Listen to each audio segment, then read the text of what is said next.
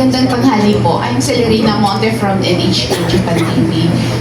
Sir, are you not concerned that you will be arrested because of possible inciting to sedition because of what you have mentioned here? Ako ba, we are not violating anything. Hindi ko sinasabing patanggal si Marcos eh. Just stand up against graft and corruption. That's not inciting. Basta na. Kung gusto nila ang kulong nyo na ako. I don't mind. By the way, for the information of everybody, they tried to file a plunder case against me. Hindi po totoo yun. Kung totoo yun, magpapakulong ako. Hindi na kailangan ng trial.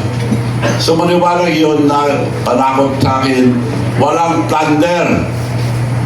Pinahin lang plunder para lang masabi na ganun sila eh.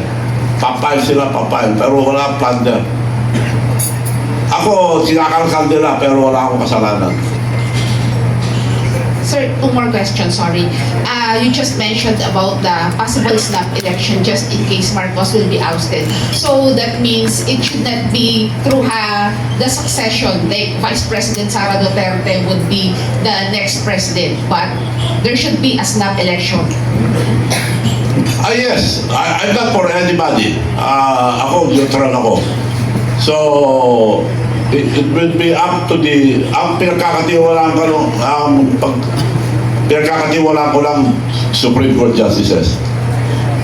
So, kung ano mag-decide nila, and the religious group, mag-uusap-usap kung anong klase gobyerno ang itatayo natin. Mas maganda kung sila. Sorry, last question. When you were reading the letter, open letter for General Bronner, you have mentioned the West Philippine Sea. With due respect, I'm wondering because some people might think that China could be behind this or somehow China, there's these foreign forces who are behind these actions right now. So, can you say anything about it? Si President Marcos ang nagsabi sa military, yun ang gamitin rason. Rason lang nila yun, distraction. Distraction yun. China has the right. Claim din ng Vietnam yun, maraming nasyon nag-reclaim yun. Bakit tinututok doon? Dahil distraction lang yun. Distraction lang yung China. Utos ni Marcos yan na sabihin sa military na yun ang focus tayo doon. Huwag na yung flood control focus tayo sa China. It's just a distraction.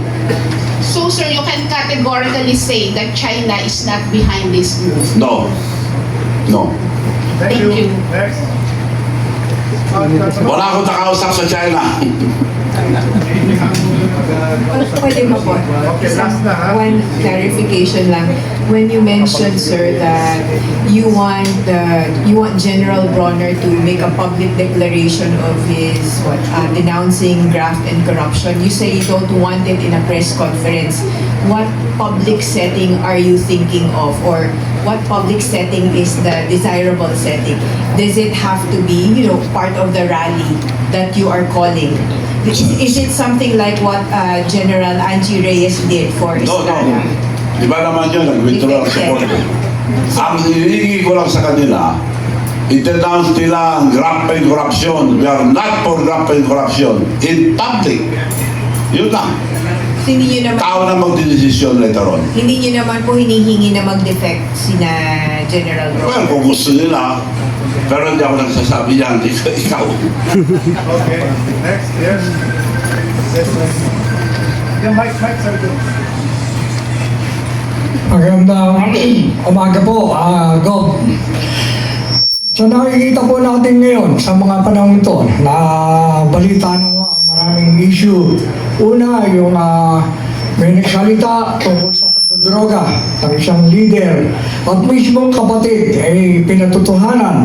At ang dami na pong nabalita, kamukha ng mga binanggit ko kanina. Pero hanggang ngayon, wala tayong naririnig na komento mula sa Chief of Staff ng Armed Forces of the Philippines. Ganon din sa ating mga kapulisan, yung mga namumuno.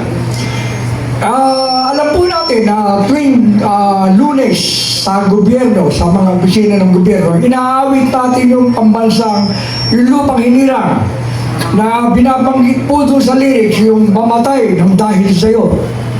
Pero kapansin-pansin po itong mga namumuno natin ngayon na wala silang kibo. Para wala po tayong maiisip na dahilan kundi talagang itong mga ito ay natatapalan talaga ng pera na bibili. Yun po ang aking hinala opinion. Ngayon, doon sa panawagan po ninyo na magkaroon ng one big time rally, ako po sang-ayon doon, pero may dudo po ako na walang gagawin yung mga ibang hindi sila kikilos. Dahil nga, nakikita natin yung pananahimik nila. Kapansin-pansin ho yan. Kapansin-pansin na merong namumuno na pinagbibintangan na drug addict pero walang kumikibo. Ngayon, ito po ang tanong, Gob. Kung sakasakali po na magkaroon ng one-time, big-time rally at wala pa rin nangyari, ano po ba sa tingin ninyo ang maganda nating gawin para po matapos na itong mga kawalang yan na ito? Thank you. Salamat po. I'm very dead sure na may mangyayari po. Hindi tayo pabayaan natin, Panginoon. Nasa katotohanan tayo. Hindi tayo nabubura. Kaya kung hindi gagalaw ang mga military o polis, ibig sabihin gusto nila ang korupsyon. Totoo yung sinasabi nila. Pinapatawag sila madalas. Polis, pati ground commander, tinatawag. At nagbibigay daw ng funding. Bakit nagbibigay ng funding? Para pagtakpan.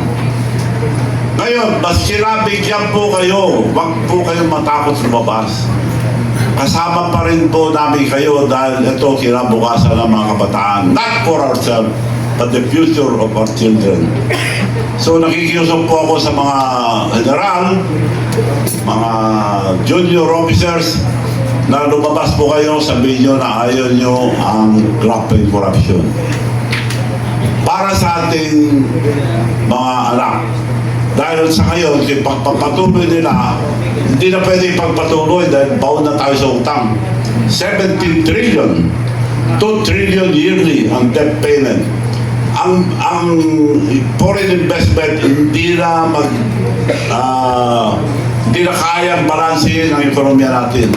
So gusto man nila pagtakpan, hindi na handa itong gobyerno ito.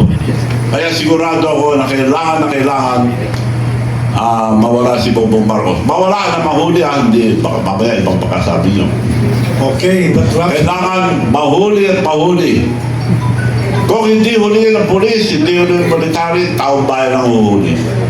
Governor, ako na magtatanong, Governor, ano ang New Year's resolution mo? Anong New Year's wish mo?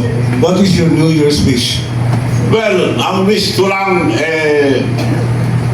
magbago ng ating bansa, magbago ang mga opisyal dahil nabudol tayo. Karapalan ang nakawan. Harap-harapan ang nakawan. Nakarecord. Nakarecord ang nakawan. Harap-harapan. Nasabi ko na lahat kanina.